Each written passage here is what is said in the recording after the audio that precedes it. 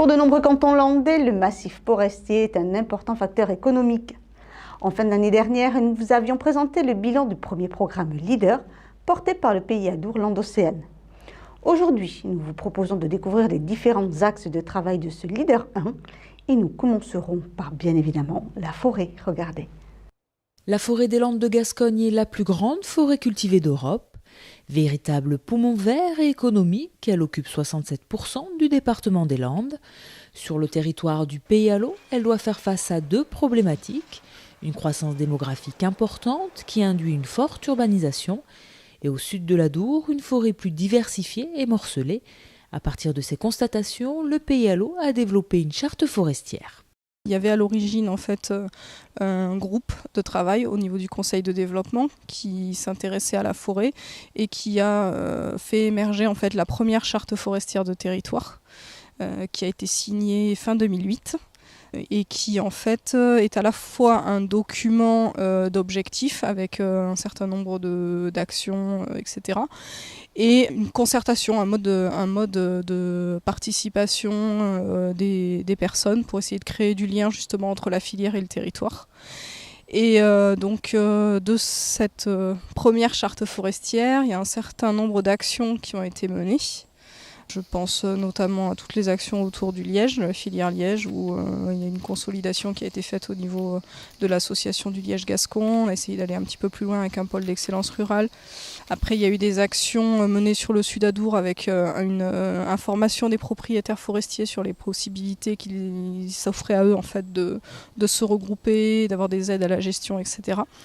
Finalement, cette action a débouché sur un plan de développement de massif qui est actuellement en cours, avec un animateur qui a été recruté par le Centre régional de la propriété forestière pour animer dans un premier temps des zones pilotes, parce qu'on ne pouvait pas le faire partout en même temps, et qui donc travaille sur le secteur de Pouillon au quotidien avec les propriétaires pour les accompagner dans leur gestion et le regroupement des chantiers.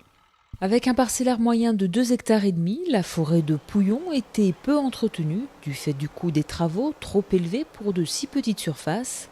Aujourd'hui, l'ASL des propriétaires forestiers de Pouillon compte 70 adhérents pour quelques 300 hectares de forêt et permet ainsi de mutualiser les travaux et faire baisser la facture pour chaque propriétaire, mais surtout de redonner vie à la forêt.